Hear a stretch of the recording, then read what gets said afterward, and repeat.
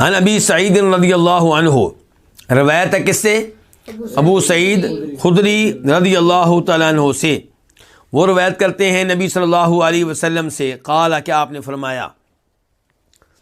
اور یہ حدیث جو ہے یہ حدیث نمبر 978 ہے، 978. اور قاف یعنی کہ اس کے بیان کرنے پہ اتفاق ہے امام بخاری کا امام مسلم کا، لیکن جو الفاظ یہاں پہ آئے ہیں وہ مسلم شریف کے ہیں، بخاری شریف کے نہیں ہیں. کان فی من کان قبلکم رجل قاتل 99 نفسا، تم سے پہلے لوگوں میں ایک آدمی تھا جس نے 99 قتل کیے تھے. کان رجل، ایک آدمی تھا. کن میں؟ فی من کان قبلکم، ان میں، ان لوگوں میں جو تم سے پہلے تھے، یعنی کہ جو تم سے پہلے لوگ گزرے ہیں ان میں ایک آدمی تھا جس نے کتنے قتل کیے تھے؟ 99.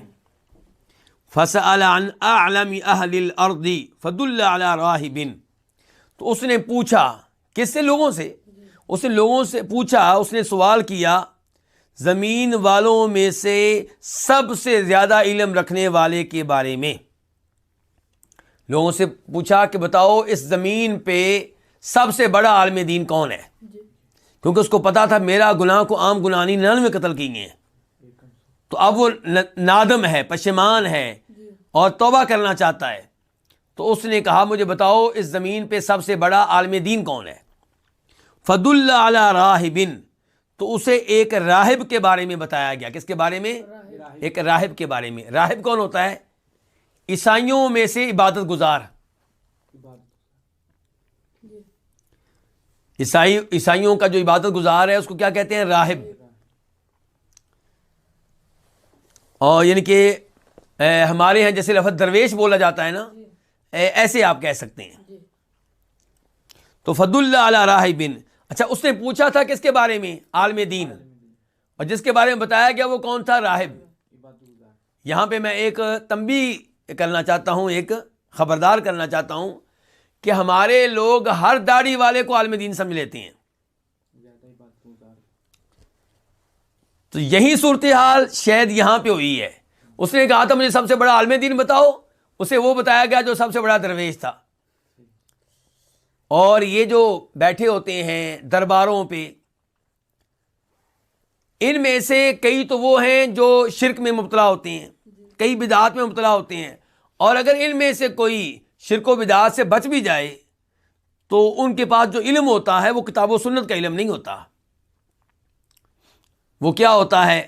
بزرگوں کی کہانیاں، بزرگوں کی کہاوتیں، بزرگوں کے بارے میں جو مشہور کیے گئے واقعات ہوتے ہیں، وہ بزرگوں کے شعر. البتہ یہ ممکن ہے کہ وہ نماز پڑھنے والا ہو، یہ ممکن ہے کہ اللہ کا ذکر کرنے والا ہو، یہ ممکن ہے. تو فدل علی راہب، اسے بتایا گیا ایک راہب کے بارے میں. فاتاہ، تو وہ قاتل اس کے پاس آیا. کس کے پاس؟ راہب کے پاس.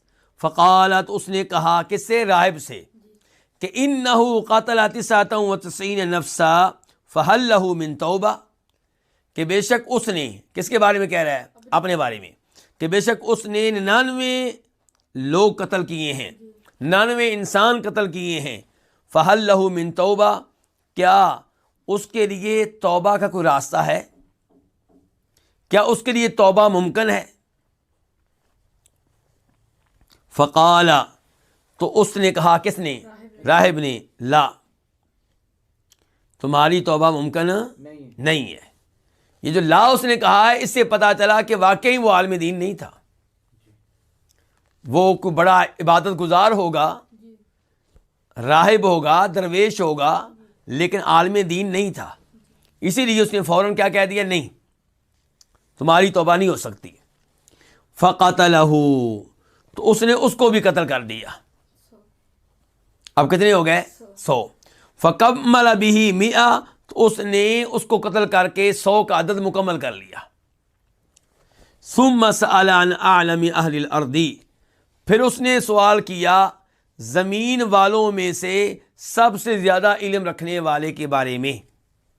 فدل علی رجل عالم، تو اس کو بتایا گیا ایک عالم آدمی کے بارے میں جو واقعی علم رکھنے والا تھا. اب اس کی صحیح رہنمائی کی گئی ہے. جب غلط رہنمائی ہوئی تو دونوں کا نقصان ہو گیا, سوال کرنے والے کا بھی اور جواب دینے والے کا بھی. جس کو عالم سمجھا گیا اس نے غلط فتویٰ دیا, اور غلط فتوے کی وجہ سے کیا ہو گیا؟ جان سے گیا. غلط فتوے کی وجہ سے کس سے گیا؟ جان سے گیا. اور غلط رہنمائی کی وجہ سے اس آدمی سے مزید ایک قتل ہو گیا, ایک اور گناہ ہو گیا. تو اس سے آپ اندازہ لگا سکتے ہیں کہ جہالت کتنا بڑا مسئلہ ہے. اور آج یہی صورتحال ہے امت مسلمہ کی. ہمارے وہ لوگ جن کو پڑھا لکھا سمجھا جاتا ہے, جو دنیاوی یونیورسٹیوں سے پڑھے ہوئے ہیں, ڈاکٹر قسم کے لوگ, انجینئر قسم کے لوگ, سائنسدان قسم کے لوگ, ان میں سے تو کئی ایسے ہیں جن کے پاس دین کا علم ہے, دین کے بارے میں کچھ نہ کچھ معلومات رکھتے ہیں یا توحید کے اوپر ہیں. ورنہ عام طور پہ یہ لوگ وہ ہیں جو اپنے آپ کو عالم سمجھتے ہیں, پڑھا لکھا سمجھتے ہیں, اور علماء کو جاہل سمجھتے ہیں. علماء کو کیا سمجھتے ہیں؟ جاہل سمجھتے ہیں. تو کتنا بڑا یہ مسئلہ ہے. تو یہ خطرہ ہے اپنے لیے, اپنی بیگم کے لیے, اپنے بچوں کے لیے, اپنے معاشرے کے لیے.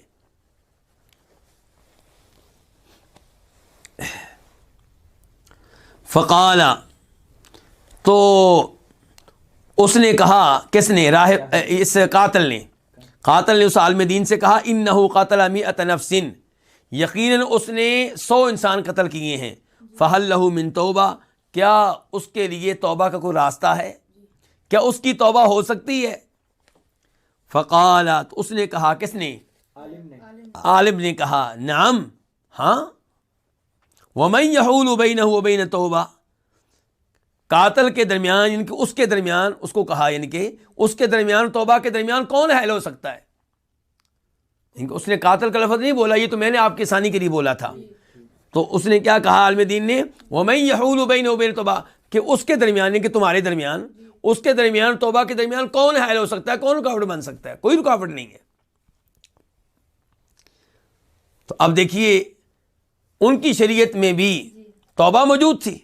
توبہ کیا تھی؟ موجود تھی. تو پتہ چلا کہ پہلے آدمی نے واقعی غلط فتویٰ دیا تھا. اب اس نے یہ تو فتویٰ دے دیا ہے کہ توبہ, تمہارے اور توبہ کے درمیان کوئی حائل نہیں ہو سکتا, کوئی رکاوٹ نہیں بن سکتا. لیکن سچی توبہ کا طریقہ بھی بتایا. کیا؟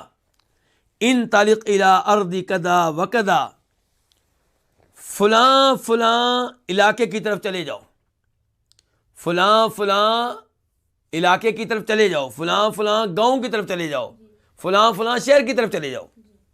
نام لے کے بتایا. فإن بها أناسا, کیوں جی وہاں پہ کیوں جانا ہے؟ فإن بها أناسا, کیونکہ اس علاقے میں اناسا, کئی ایسے لوگ ہیں, یعبدون اللہ, جو اللہ کی عبادت کرتے ہیں. فاعبد اللہ معہم, تو بھی اللہ کی عبادت کر ان کے ساتھ رہ کر. ولا ترجع الی ارضک, اور اپنی زمین کی طرف واپس نہ آنا, اپنے علاقے کی طرف واپس نہ آنا. فإنہا ارض سوء, کیونکہ یہ برے لوگوں کی زمین ہے, کیونکہ یہ گناہ کی زمین ہے. ہاں جی, یہ بڑے قیمتی الفاظ ہیں, ان پہ ذرا غور کیجیے. یہ ہے حقیقی توبہ. ایک ہماری توبہ ہے, توبہ توبہ توبہ توبہ, اور ایک ہے یہ توبہ. کیا؟ کہ اگر آپ واقعی گناہ سے بچنا چاہتے ہیں تو آپ انہی لوگوں میں کیوں رہیں جن کے ساتھ رہتے ہوئے پہلے گناہ ہوئے ہیں. اگر آپ انہی دوستوں میں رہیں گے جن کے ساتھ مل کے آپ جرائم کا ارتکاب کرتے رہے, تو 2 دن کے بعد, ہفتے کے بعد, مہینے کے بعد دوبارہ گناہ میں واقع ہو جائیں گے. اگر آپ توبہ میں مخلص ہیں تو آپ اس سوسائٹی کو چھوڑیں, ان دوستوں کو چھوڑیں, اس محلے کو چھوڑیں جس سوسائٹی, جس محلے کی وجہ سے گناہ ہوتے رہے. کئی احباب رابطہ کرتے ہیں, سوال کرتے ہیں, مجھ سے کرتے ہیں, دیگر علماء کرام سے بھی کرتے ہیں. کیا؟ کہ جی میں نے توبہ کی, پھر گناہ ہو گیا, پھر توبہ کی, پھر گناہ ہو گیا. بھائی کیا تم نے ان دوستوں کے نمبرز اپنے موبائل سے نکالے ہیں جن سے رابطے میں رہ کے پھر گناہ ہو جاتا ہے؟ کیا تم نے وہ علاقہ چھوڑا ہے جس علاقے میں رہنے کی وجہ سے گناہ کرنا آسان ہو جاتا ہے؟ وہی تمہاری محفل, وہی تمہارا محلہ, وہی تمہارے دوست, وہی نمبر تمہارے پاس. تو پھر توبہ پہ برقرار کب تک رہو گے؟ کیونکہ شیطان تو بار بار تمہیں گناہ کی طرف بلائے گا. تم نے توبہ تو کر لی, اللہ نے تمہیں توفیق دی, لیکن شیطان کو تمہاری توبہ پہ کوئی خوشی نہیں ہے. وہ تو صبح و شام لگا ہوا ہے, محنت کر رہا ہے تمہارے اوپر کہ دوبارہ گناہوں کی طرف لوٹ جاؤ. تو اب آپ اگر مخلص ہیں تو سچی توبہ کریں, سوسائٹی تبدیل کریں, دوست تبدیل کریں, نمبرز ختم کریں, رابطے ختم کریں.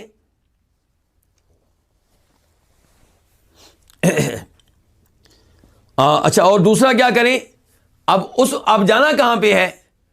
یہ نہیں کہ آپ جناب دلی سے نکل کے لندن پہنچ جائیں. توبہ کا مطلب یہ نہیں ہے کہ ایک غلط جگہ کو چھوڑ کے اس سے بری جگہ چلے جائیں. توبہ کا طریقہ کیا بتایا ہے؟ کہ اس علاقے میں چلے جائیں جہاں پہ وہ لوگ رہتے ہیں جو اللہ سے ڈرنے والے ہیں, اللہ کی عبادت کرنے والے ہیں.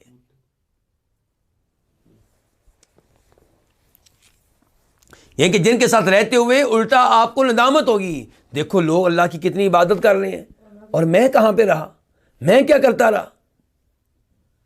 بری سوسائٹی میں رہیں گے تو آپ کو اپنے پرانے دوست نظر آئیں گے, وہ دیکھو وہ یاشیاں کر رہے ہیں, وہ جا رہے ہیں, میں مسکین بن کے گھر میں بیٹھا ہوا ہوں.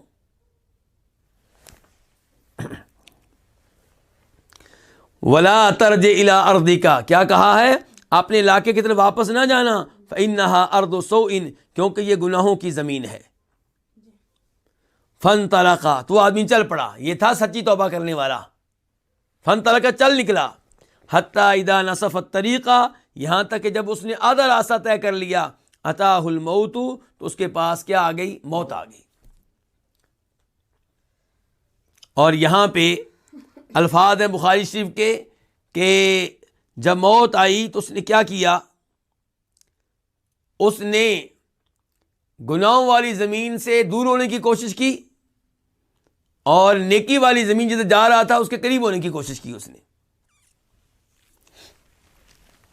یہ سچی توبہ. مرتے ہوئے بھی کوشش کر رہا ہے. اب حالانکہ موت جب آ رہی ہے تو اس کو پتہ ہے اب میں وہاں نہیں پہنچ سکتا, لیکن جو ہو سکے. فاختصمت فیہ ملائکۃ الرحمۃ و ملائکۃ العذاب, تو اس کے معاملے میں جھگڑا کیا رحمت کے فرشتوں نے اور عذاب کے فرشتوں نے. یہ احادیث بھی ہمارا امتحان لیتی ہیں کہ ہم کس قدر اللہ پہ, اللہ کے رسول پہ ایمان لانے والے ہیں صلی اللہ علیہ وسلم. ایسی حدیث پڑھ کے کئی دفعہ لوگ ملحد بن جاتے ہیں, فتنہ انکار حدیث میں مبتلا ہو جاتے ہیں کہ بھئی یہ کیا جی, رحمت کے فرشتے آ گئے, جھگڑا ہو گیا. کیوں جھگڑا ہو گیا جی ان میں؟ ہم کہتے ہیں اللہ نے بتا دیا, اللہ کے رسول نے بتا دیا, ہو گیا, کہانی ختم. اچھا جی, تو اس کے معاملے میں جھگڑا ہوا کن کے درمیان؟ رحمت کے فرشتوں کے مابین اور عذاب کے فرشتوں کے مابین. پہلے نمبر پہ میں آپ سے یہ یہاں پہ بات کہنا چاہوں گا کہ آپ سب کو معلوم ہوگا کہ روح قبض کرنے والا فرشتہ کتنے ہیں؟ ایک. لیکن وہ روح قبض کرنے کے فوراً بعد روح کن کے حوالے کر دیتا ہے؟ معاون فرشتوں کے. جب کوئی فوت ہونے والا ہوتا ہے تو فوت ہونے سے پہلے ہی فرشتے پہنچ جاتے ہیں. اگر اچھی میت ہے تو رحمت کے فرشتے پہنچ جاتے ہیں, بری میت ہے تو عذاب والے فرشتے پہنچ جاتے ہیں. اچھی میت ہے تو رحمت کے فرشتے آتے ہیں جنت سے کفن لے کر. کفن کس کے لیے؟ جسم کے لیے نہیں, روح کے لیے. اور اگر بری میت ہے تو عذاب والے فرشتے آتے ہیں اور ایسی کوئی چیز لے کر آتے ہیں جو بہت ہی بری قسم کی ہوتی ہے, جس میں اس کی روح ڈالی جاتی ہے. تو یہاں پہ جھگڑا کیا رحمت کے فرشتوں نے اور عذاب کے فرشتوں نے. فقالت ملائکۃ الرحمہ, تو رحمت کے فرشتوں نے کہا جاء تائبا مقبلا بقلبہ الی اللہ, یہ آیا ہے اس حال میں کہ توبہ کرنے والا تھا, اپنے رب کی طرف متوجہ ہونے والا تھا, یعنی کہ اپنے علاقے سے نکل چکا تھا, یہاں تک آ چکا تھا, توبہ کے راہ میں تھا, رب کی طرف متوجہ تھا. وقالت ملائکۃ العذاب, یعنی کہ رحمت کے فرشتے کہنا چاہتے ہیں اس کی روح ہم لیں گے, اور عذاب کے فرشتے کہتے ہیں آگے سے انہ لم یعمل خیرا قط, اس نے کبھی بھی خیر کا کام نہیں کیا. یہاں سے پتہ چلا کہ فرشتے عالم الغیب نہیں ہیں, فرشتے عالم الغیب رحمت کے فرشتوں کو اللہ نے بتا دیا کہ یہ بندہ توبہ کرتے ہوئے جا رہا ہے، تو وہ کہہ رہے ہیں کہ یہ توبہ کرتے ہوئے جا رہا ہے، ورنہ فرشتے تو دلی حالات کو نہیں جانتے. اور عذاب کے فرشتوں کو اللہ نے نہیں بتایا تو ان کو نہیں پتا، ورنہ وہ جھگڑا ہی نہ کرتے. انہوں نے دیکھا زہر کو، زہر کیا ہے کہ ابھی تک اس نے کوئی خیر کا کام نہیں کیا. فَأَتَاهُمْ مَلَكٌ فِي صُورَةِ آدَمِيٍّ، تو ان کے پاس ایک فرشتہ آیا انسان کی شکل میں.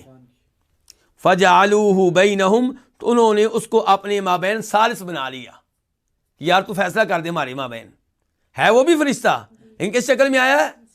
انسان کی شکل میں.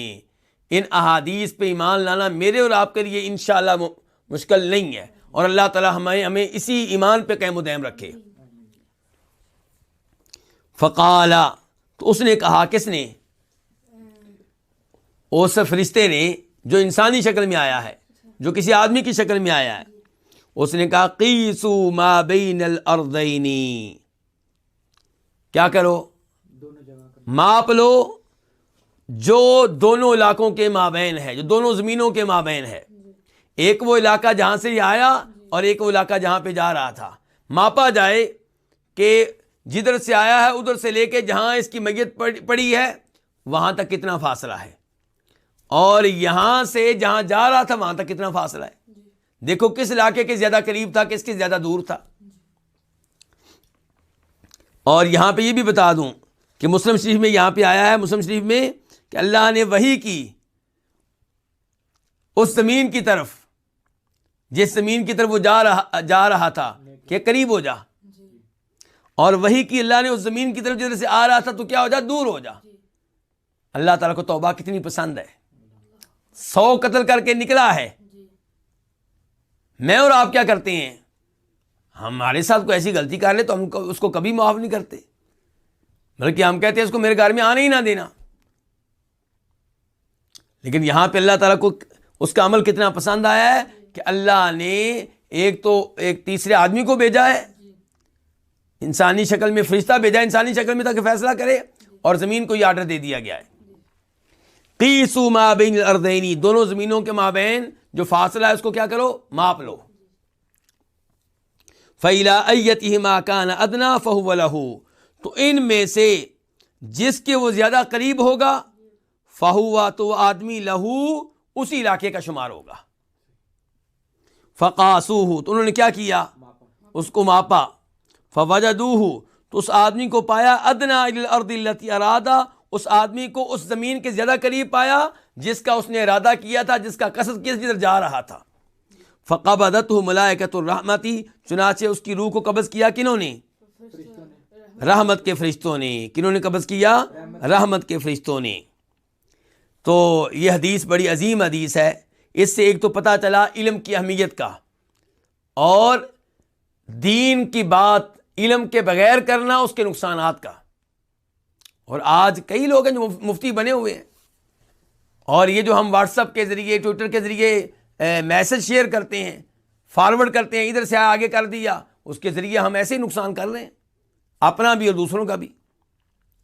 اور جن کے پاس حقیقی علم ہے تو اس کی اہمیت آپ نے دیکھی کہ اس نے جو دوسرا عالم دین تھا اس نے اپنی جان بھی بچائی اور اس کی جان بھی بچا لی. اپنی جان بھی بچا لی مرنے سے. اس کو تو نہیں پتا تھا کہ ایسا ہو چکا ہے پہلے، لیکن ہمیں تو پتا چل گیا نا کہ اگر وہ بھی فتویٰ دیتا کہ توبہ قبول نہیں ہوتی، جس نے اس کو بھی قتل کر دینا تھا. اس نے اپنی جان بھی بچا لی اور اس کو بھی جہنم کی آگ سے بچا لیا. اور پھر یہ پتا چلا کہ اللہ کو ان کی توبہ کتنی پسند ہے، اور یہ کہ ہمارا ایمان ہے رحمت کے فرشتوں پہ بھی، عذاب کے فرشتوں پہ بھی. اور اللہ تعالیٰ ہر چیز پہ قادر ہے کہ یہاں پہ اللہ تعالیٰ نے بھیجا ہے کس کو؟ فرشتے کو انسانی شکل میں، تاکہ ان کے مابین فیصلہ کرے. اور پتہ چلا کہ یہ زمینیں، یہ فرشتے، ہر چیز کس کے کنٹرول میں ہے؟ اللہ کے کنٹرول میں ہے. اور یہاں پہ جو کچھ بھی ہوتا ہے اللہ کی مشیت سے ہوتا ہے. تو بر اللہ تعالیٰ توبہ قبول کرنے والے ہیں. تو یہیں پہ ہم آج کے درس کا اختتام کرتے ہیں، اور انشاءاللہ آئندہ درس 15ویں کتاب سے ان کے آغاز کریں گے. اور وہ 15ویں کتاب قسموں کے بارے میں ہے، نظروں کے بارے میں ہے، جو نظریں لوگ مانتے ہیں، منت مانتے ہیں، ان کے بارے میں ہے۔ اللہ رب العزت ہم سب کی محنتیں قبول فرمائے، ہم سب کے گناہ معاف فرمائے۔ یا اللہ ہمیں ہماری روح قبض کرنے کے لیے جو فرشتے آئیں وہ رحمت کے فرشتے ہوں، عذاب کے فرشتے نہ ہوں۔ یا اللہ ہمارا انجام بھی اچھا کرنا، دنیا آخرت کی ذلت و رسوائی سے محفوظ رکھنا اور اپنی رحمت کی لپیٹ میں لے لینا۔ وآخر دعوانا ان الحمد للہ رب العالمین۔